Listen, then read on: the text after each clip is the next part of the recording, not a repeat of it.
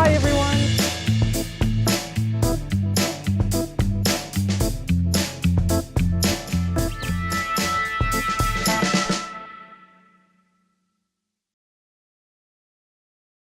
Hello and welcome back to the online summit Connecting Soul Beings. Today we have Simonne Lee. She is an animal communicator and also a life strategist, and she's based here in Sydney, Australia. Now, we've had a wonderful conversation. Simonne has been working as an animal communicator for quite a number of years and has discovered that the human parents to the animals also need a little bit of work. So we spoke about mindfulness, holding your energy, listening to your animals, and what impact you have on the animal's behavior. So sit back, relax, grab yourself a cup of coffee or tea, and enjoy the conversation.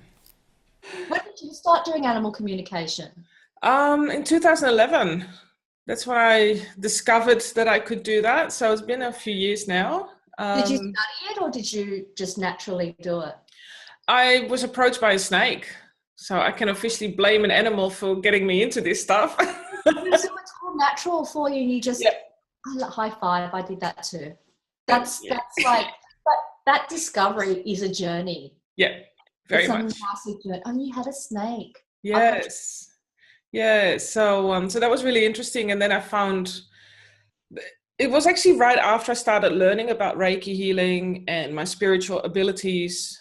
And then the snake came into my life, and it was just those, I don't know, it felt like hours, but it must have only been a few minutes that I connected with the snake. And when I got out of that, I thought, this is really bizarre stuff. Right now I'm going nuts. I'm hearing voices and it's crazy.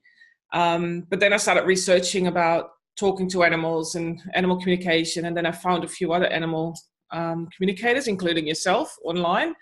And then I did a few courses, and I thought, I need to learn this in a more practical way, just to ease my mind on how do you do this from a practical level. Yeah. But then you develop your own way of doing this. Yeah. And, you started with family and friends. And then I thought, I can do this forever. I need to get out of corporate. And then the universe helped out by saying, look, you're going to be made redundant and we'll give you a nice package. And that happened. So that was really cool. And then I just jumped, and that was 3 years ago. Wow, that's exciting. Oh, so only 3 years. Yeah. I love it. Yeah. So and what I loved about you as well is that you're now incorporating the human aspect to actually work with the animals, but also helping the humans to progress further and make the changes in their life as well. And that really resonated for me too, because I noticed that indeed connecting with the animals, it was all about, hey, I've got this behavior because I need to tell you that the human needs to actually make the changes, not me. Yeah, that's a big sneaky thing with animal communication is that, the owners go, oh, can you fix this? Can you fix that? You're like, sure, yeah. And then you start doing the session and it's all about addressing the owner, their energy, how they're managing their emotions and relate and connecting to their pets. Yes. So it goes back to mindfulness in that stage as well for the owners, for the humans, I say. Exactly. And that's where the excitement is, I feel, because then it becomes that collaboration with the animals, and that's the teamwork that really comes into play. Yeah, and it gives, it allows a voice for the animals. And, the best part that I like is negotiating between the animals and the owners. Yeah. Working out the deals, what they're both going to do, what they both agree to, where they're going to step up. So that's the fun part for me. Yeah, exactly. Yeah, that's right.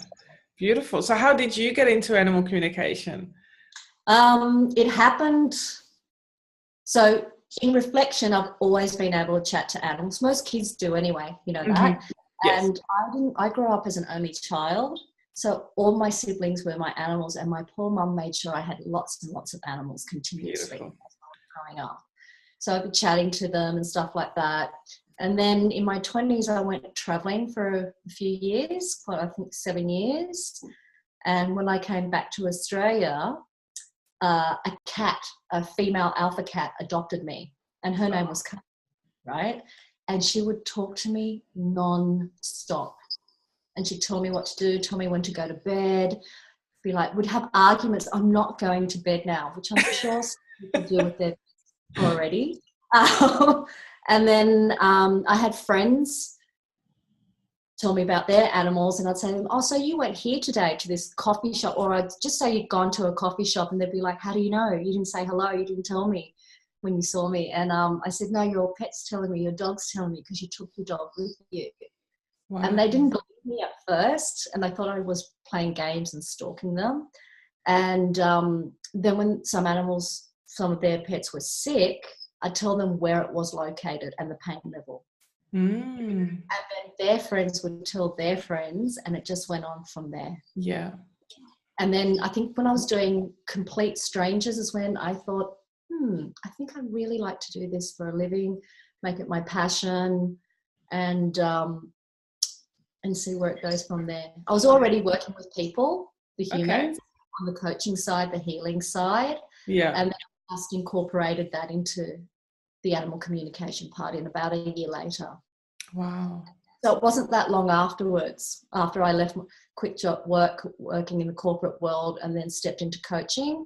And then the next year I was doing animal communication as well. Yeah. So what are some of the stories that you can share with us about the animal and the human connection? What's the best one you've got?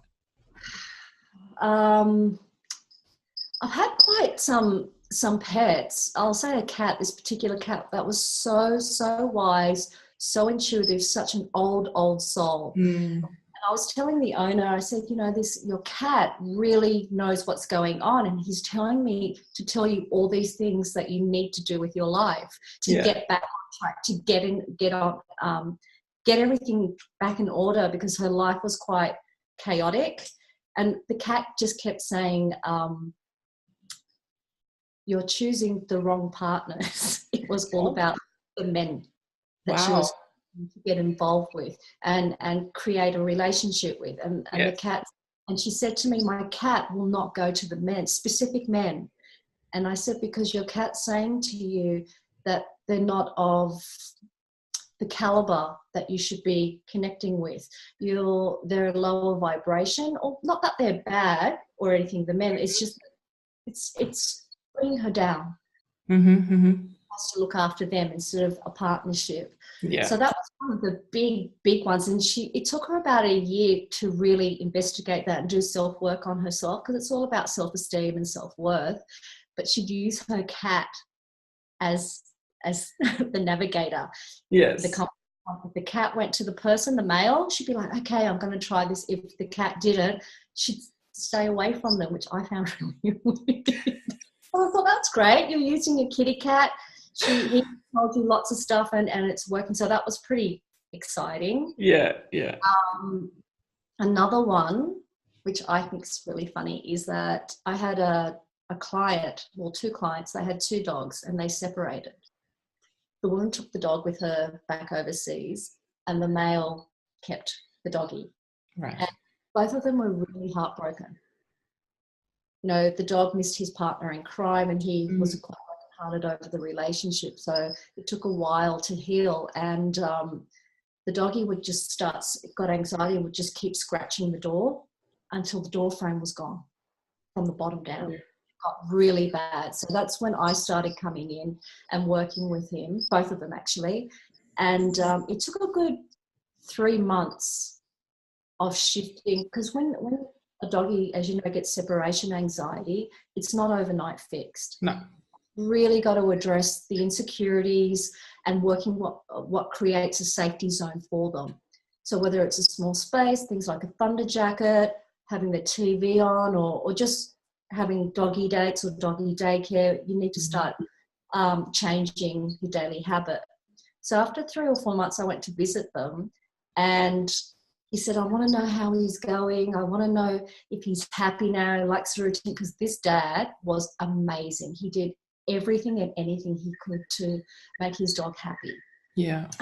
And the dogs were showing me things, and he's showing me his dad in different outfits standing in front of the mirror. And I'm going, I don't understand what you're saying to me. And he just kept showing me, why is this happening? I don't understand what Daddy's doing. And so I told the dad, and he went bright red. And I said, I'm really sorry. I don't mean to embarrass you, but I don't understand what he's trying to tell me, because he just keeps showing me you in all these outfits. And I said, they look good. You're looking good. And he just said, well, it's been, what did he say? He said, it's been 3 or 4 months now, and I've started dating, and I bought a whole new wardrobe, and I've been trying on clothes. And then I started laughing. He started laughing, and I was telling the dog, because the dog thought he was moving away. Oh. So the dog was like, why is this happening? And then when I told the doggy that daddy's feeling happy, he wants to be more social, he's ready to mingle, you could see his tail just starting to go like this. And it was funny. And I said, you might want to buy your doggy some outfits as well, because he feels like a rock star. So you might want a cool jacket or something like that when you go for a walk. So that was hilarious. And the poor dad, I haven't seen them for maybe a few years now, but if I catch up with them on Facebook, they're doing really, really well. Yeah, that's fantastic. I love it when all that comes together, because especially when the human guardian actually takes it on board and really listens to what the messages are from the animals, and to actually work together with them. That's just absolutely beautiful. It changes the whole dynamic once they've got that communication flowing, and it allows also the animal to grow up a little bit. Do you know what I mean? Because a lot of the time we treat our pets like they're our babies, which they are. They're our fur kids or fish, scaly kids. And if we keep them at that level of consciousness, they don't get to mature. Yeah. And for me, what I've noticed with doing animal communication is that maturity that gives them that intuitiveness. You know, they get to grow up, their consciousness gets to expand, and then that's where the real communication starts to happen. Yeah, definitely. So what is the greatest joy that you get out of communicating with animals, and then also helping the human guardians around them? The biggest joy I get is when it's been a serious problem, not just a little issue, but serious problem, and the animal, and I can feel it right from their heart, they say thank you. It's such a heartfelt thank you. And for me, that even that now brings tears to my eyes, because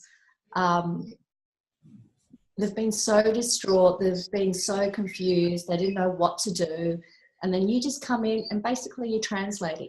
Translation, a little bit of working out what both people, like the owners and the pets, need for that stability in the home front, that deeper understanding, and then it just changes everything for both of them, for everyone in the family. Yeah. Not just the owner and I call the owners mummy and daddy. Yeah. So sometimes I have 2 daddies, sometimes I have 2 mummies, but yeah. Yes, definitely. Yeah, I'm the same. In generic terms, I usually say human guardian, but or the human parent. Yeah, the human parent, yeah.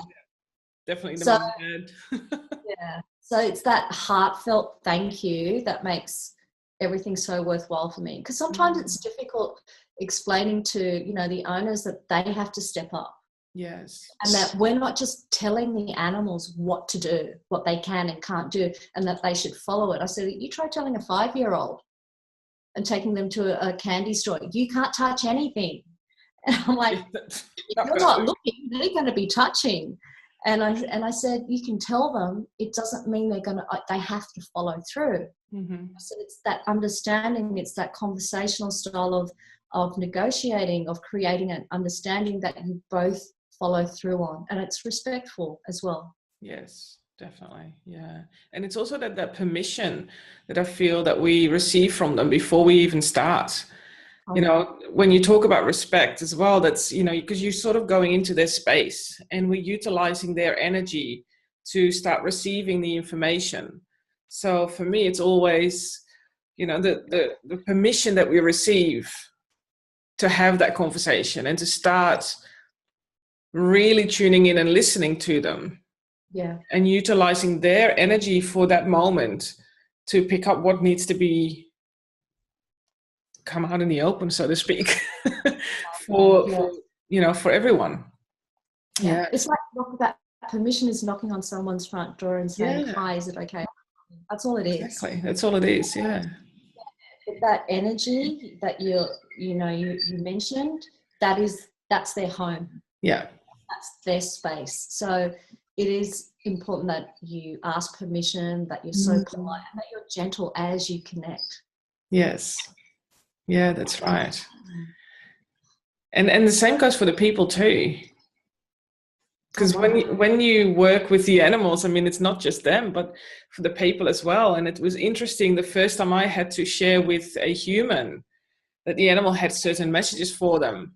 She was really taken aback, and she was like, "No, you're not here to talk about me. You're here to fix my dog." You know, and she had two puppies. And I said to her, "Yeah, well, therein lies a little bit of a challenge, because yes, there are some behavioral challenges there with your dogs as well, but they are linked to what you are currently experiencing." And they tell me really clearly that we also need to talk about that. So I have no choice but to share that, you know, and that was a really interesting activity to do, especially for the first time. I was like, my goodness, really? Do I have to tell her that? Yeah. I feel like you're opening up Pandora's box. Yes. What do I do with that? They know so much. It's amazing. And we often don't realize.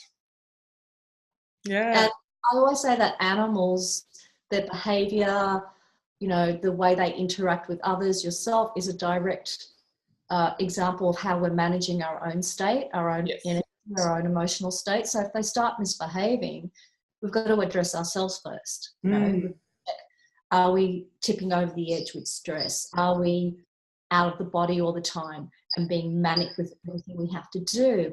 And that's where the mindfulness techniques, methods come in, where the owner, well, where I encourage the owner to, you know, adopt into their daily routine. Yes. The other thing is, if we don't have those mindful moments, we don't know when our pet's trying to connect with us. Because I'm going to tell you, my pet knows when he's on my lap. My cat, Nero, knows he's on my lap and I'm patting him, and he thinks, oh, I'm going, okay, I'm going to double task him. And I'm scrolling through my phone, and he'll get his paw and he'll put it on my arm and push my arm down. So he knows I'm trying to double task here and that I'm not fully connected to him. And that's what they really want, that mindfulness, full connection. It doesn't have to be all the time. It's just moments of when we're physically with them or not with them, that we have this. And that's when we can hear or sense what they're trying to tell us, what they're wanting more of, what they need more of. But if we're too busy on the outside and inside, we can't hear that. We don't notice it. And that's when bad behavior will start happening. Yeah. And the same goes for us, you know, because if we don't listen to ourselves, we don't tune in. Yes, and my cat and my snake always remind me of what I need to do, just to come back in, to ground. Like my cat Nero will say to me, "You're freaking me out. You're everywhere." And I'm like, okay, I'm going to do a meditation right now and calm down, bring all my energy back in. And then he'll be like, thank you. Yeah.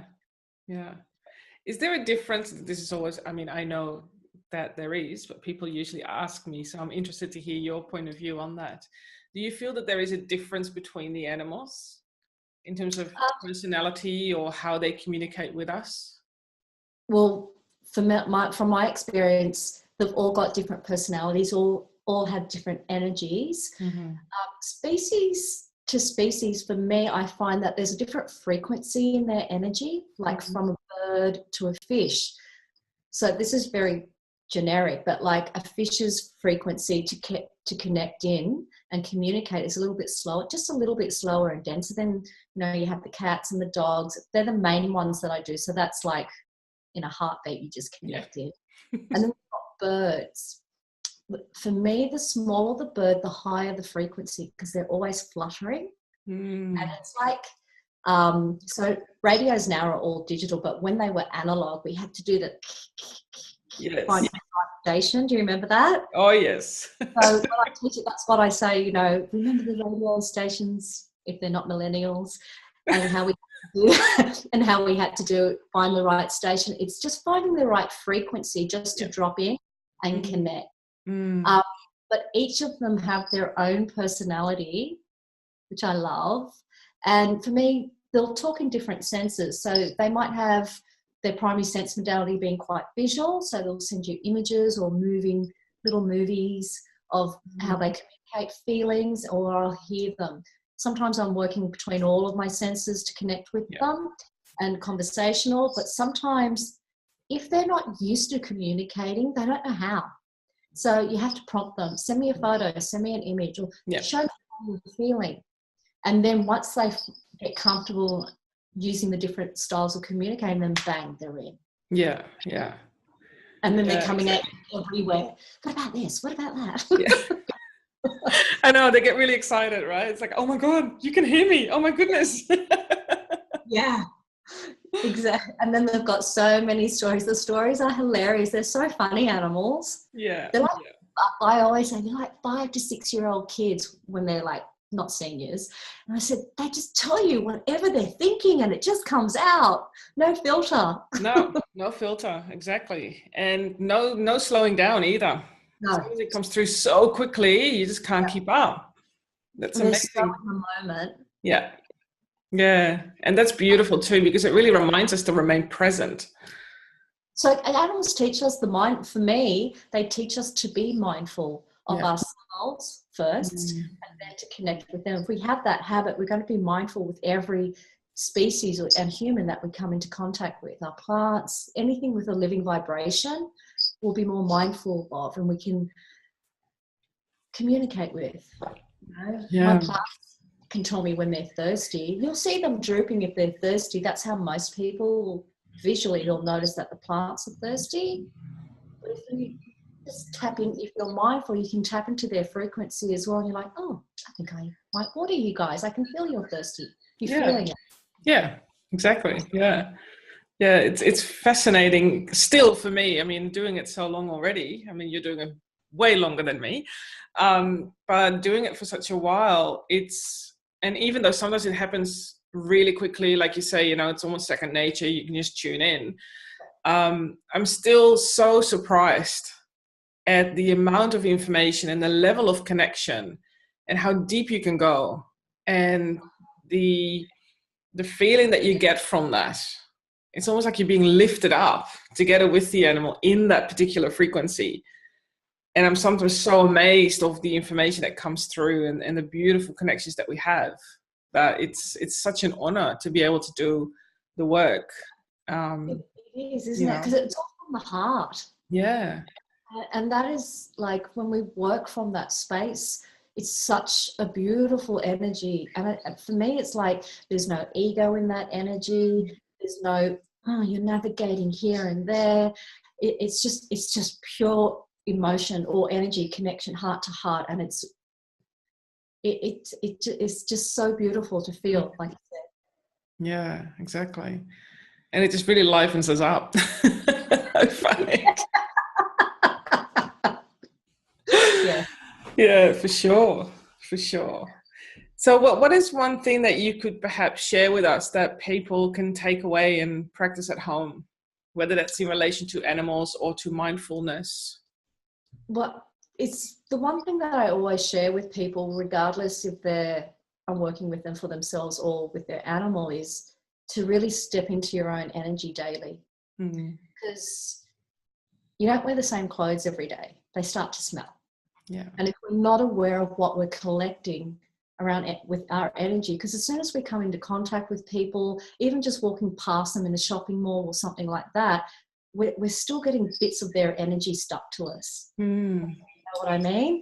And if we're not aware of what we're feeling in ourselves, we start assuming other people's energy is ours, which means we're connecting to other people's emotions, whether it's sadness, heaviness, stress, or whatever, and it starts to clutter up.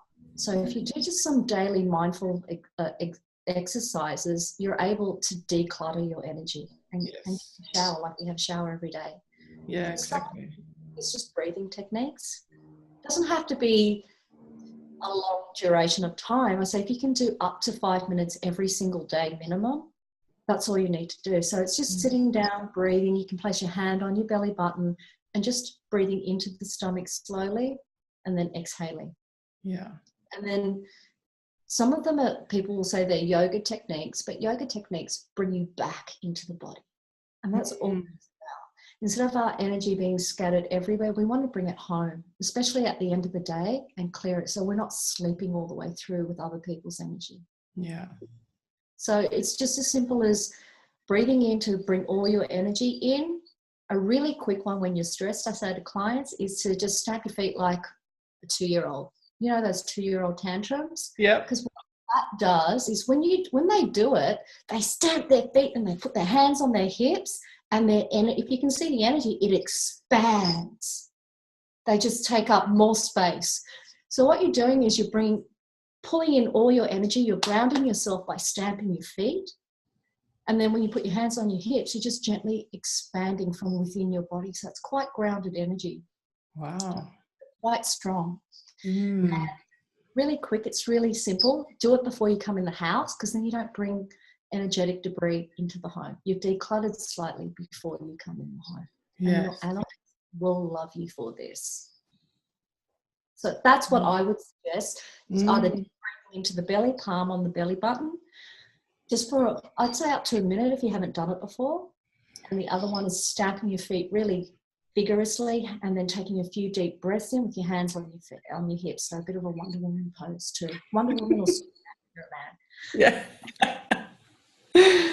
Oh wow! I never even thought about that. To do the stamping of the feet. The breathing is quite a common one, but the stamping of the feet. Wow. Yeah, it's just like, it's really quick, and it's like, it makes sense. Yeah, it's earthing. It's not barefoot in the grass. You just do the stamping, and it's like a straight funnel rooting straight into the earth. Yeah. I always make sure that especially when I go outside or I go to different areas where there's a lot of people, I usually make sure that I wear certain colors around my feet that are really grounding as well, because that really helps me ground. What colors do you wear? Reds, greens, browns. So, red shoes, green shoes, brown shoes, or socks that are with those colors as well. Like today I'm wearing red socks. Oh, cool. I like it. That makes sure that just energetically for me, it's like, yeah, I'm grounded. I'm really solid in my own power. I've got my 2 feet on the ground. I'm supported by Mother Earth, and I can take on the day. So that's, and it makes a difference, doesn't it? It does. Yeah. And it's very simple. It's very simple, but it's got such a big impact. Yeah, exactly. I like the fact that you do the stamping before you enter your house. That's a good one. I'm going to do that. Also, like if you're stressed or a bit, it's quite dramatic, and you kind of laugh at yourself when you do it as well. So you're like, what was that? I said it's quite dramatic doing it when you're like this, and if you're a little bit stressed or a little bit irritated, it makes you laugh after you've done it, because in my head I go, I've just done a tanty. Yeah. No one's seen me, but it was a tanty on purpose. I've changed my energy, and it makes me laugh, and I've got a smile on my face then. Yeah, exactly. Yeah, that's awesome stuff. And that really, mellows it all out for yourself. Yeah, fantastic. So, Yes. So in terms of the summit as well, I just wanted to ask you, how can we raise the vibration together with the animals to have more of that connection with ourselves, to be able to be more mindful and to be able to be emotionally more balanced, to stay in our power in that sense? Okay. One of the things that I'm quite passionate about is bringing awareness to others that animals are sentient beings. They have their own consciousness. They do feel pain. They do feel grief. They feel joy and happiness, which most people instantly relate to. But because they have that broad spectrum of emotions that they feel, they don't necessarily understand the story behind those feelings. Like, for example, we've had a bad day, this person's really annoyed me, and you're feeling quite agitated, irritated, you come home. They're just seeing that as, what have I done to upset you? Mm-hmm. So understanding that animals are sentient beings, do understand feelings, they don't understand the storyline, the concepts, is to be mindful of what you bring home. So for me, raising that awareness is educating and learning what our energy feels like, for ourselves, because everyone's energy is different. Yeah. And becoming really familiar with your own energy, because that, as you're doing those exercises to be familiar with your own energy, you're investing in your self-worth, you're investing in yourself, and that gives you a core confidence, a core knowing of who you are and what feels right. And that's when you're able to get your gut instinct or let your intuition come in, because you've got that clear energy and you're familiar with the subtleties of the messages coming through your body. Yeah. And whether you raise that, whether pet owners are going to do that for their animals, that's great. Or whether you choose to do it just for yourself, again, it doesn't matter. But really promoting that is a life changer. Yeah. Because it changes the way you experience every single moment. Yeah, exactly. I can so relate to that, because sometimes, when you do feel upset, when I look at my dogs who are actually completely asleep, they share a tiny little square pillow together. They're out like a light. But when I sort of feel that my energy is low, or I'm agitated or frustrated, especially Rosie, Toby not so much, but especially Rosie, she will look at me and then her ears go in like down, and then she will go, "You're really upset. I think I need to avoid you right now." And I'm going, "Yeah, but I might need a cuddle, because that helps me ground again." And then she'll come and give you a cuddle. Sorry? And then she comes and gives you a cuddle. Yeah, very, very slowly, because she knows sometimes that, when I am really frustrated, that I need to just go and be by myself and just let that out in my way. But she really senses that. So it's interesting that you also pick up on that, that animals do sometimes believe it's me, I've done something, and it's probably children have the same thing as well, that when you get upset, the children automatically say, "Is it me?" But adults too, I find, they feel it too subconsciously. Well, it depends like how you develop your conscious awareness, obviously. Yes. Instead of having this, I only understand or have the concept of what's going on straight in front of me instead of the peripheral vision. Because that's what creates awareness. And mindfulness or mindful exercises or methods help you have that awareness. And that's like a mother has always got eyes in the back of their head for the baby. They've got that awareness, that peripheral vision through their energy, where they're always sensing and aware of what that child or baby needs. And that's what we're teaching, and practicing for ourselves to have that space. And what happens is you don't take half of what goes on in your world personally. No. That by just having that awareness, you're able to step back and go, that's not about me. Yeah. No, that's so true. That's so true. And that awareness helps us as well to identify what really goes on for ourselves. And then you don't have that focus externally to have that question, and to sit there going, is it about me? No, it's not. But when you have that full awareness, you're more able to connect to yourself. Correct. Yeah. And very much, work from that space outwards, rather than taking everything in from the outside and focusing there for answers and activities and things like that. But once you have that awareness, yesterday I spoke to Jessica Moore. She's in the States, and she does Qigong, which is and I was fascinated to hear that they use a practice to close certain gaps in your energy field to set your boundaries. So when you were just talking about that, it reminded me of that activity as well, to sense where your boundary is, and then start looking at what the gaps are, to become really aware of that space and filling those gaps, so that there is no access to, allowing things to come in that is not yours, or spreading it out that shouldn't be someone else's. Exactly, because it's like leaving every window, every front door open, and back door as you go to sleep. That's what our energy, like you said, filling up those spaces that we're leaving open or gaps, are the doors we're leaving open in our home. And no one does that, unless you maybe in the country and you feel We don't need to close the door.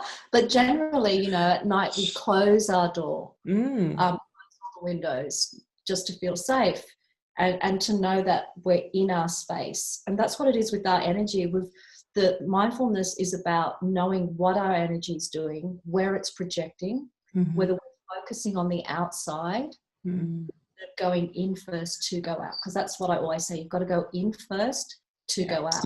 Otherwise, you're living outside of yourself. Yeah, exactly. And you're just dragging the body along. Yeah. That's hard work. It is hard work, and hard work. It's living in a very mental state, mindset state, and we don't feel a lot of pleasure necessarily, or emotional pleasure, through the mind. It's our emotions through the heart or through our physical sensations in the body. Yeah. If you're aware of your energy or familiar with your energy, you're not going to be able to understand the subtle difference between the beginning of excitement or anxiety, because adrenaline is moving up and down. It's just which way we let it go. With either our mind says fear, or the mind goes, wow, excitement. So it's knowing that and getting it before it tips over one way or the other, to be mindful of it. Yeah. So how do you know that before the tipping point? It's really being familiar with your energy. Yeah. Your energy is so subtle in its communication. It's because it's not tangible. It's hard to measure it. Emotional energy frequencies, and that is what I'm talking about. It's really hard to measure. If you're very physical in how you think, it's not concrete, so it's all experiential. And it takes time to experience it. Like it takes time to form a true friendship, because you've got to find out where the trust line is. First it's the outer circle, middle circle, then inner circle, then, you know, close. So, and it takes time to move through that. It's the same with our energy. It takes time to find what's our outer energy, what's our inner energy, how the body talks to us through sensations, and not to confuse it with fear. You know, like gut instinct for no, some people think that's fear. But it's not necessarily fear, it's just saying, we don't want to do that. And we confuse it because the mind starts coming in. Yeah. So that's, you know, it's about being really, it's practicing a new skill, a new art form of just feeling who you are from the inside. Yeah, exactly. Yeah, and that's the reconnection that we will have with ourselves. Yeah, and it's beautiful. Once you get into the flow of it, because sometimes it is a bit challenging working out what's what, and it does take dedication, like starting a new exercise regime or learning a new, like boxing, or it takes time before you get the coordination, the style, the flow. Same too, going inwards, connecting to yourself, making that space. And I always say, because people say to me, oh, I found it really hard. And I say, resistance is stress coming out. Yeah. That's all resistance is, that you get a little bit of anxiety at that stillness, because stillness is space. And for some of us, space means we feel alone or empty.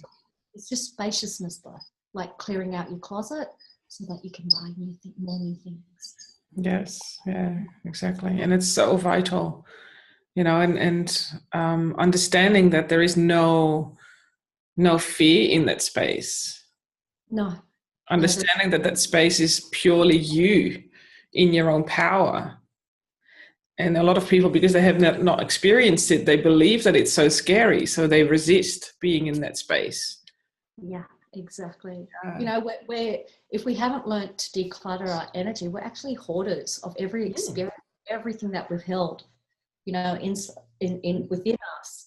And as you said earlier, that's a lot to carry in your everyday living. Yeah. So when you do create space, people think there's nothing left there, but that spaciousness allows you to sit with who you are and then actually consciously choose what you'd like to bring in, what you'd like to call in. That's what the space is for. Yeah. That's it. Yeah, exactly. Yeah. Wonderful. Wow. Exciting stuff. Love it.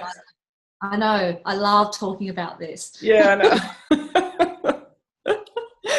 Absolutely. It's one of the things that it's really fun to actually talk to you, because the mindset that we both have is so similar, and what we've experienced, you know, and there's no synchronicities in that process. There's no coincidences in that sense.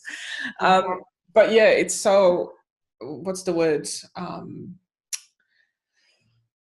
It's such a relief, you know, that you experience similar things, and that we can talk about it in this way as well. Because what I would love for people to get to is this sort of conversation becomes the norm, rather than it being really unusual, you know, and that we can have the comfortable conversations around it, rather than feeling like, oh my God, that's all juju or woo woo or whatever that is, right?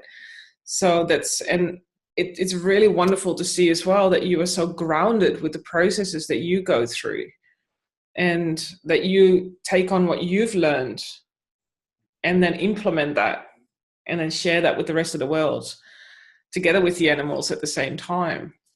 Just an amazing.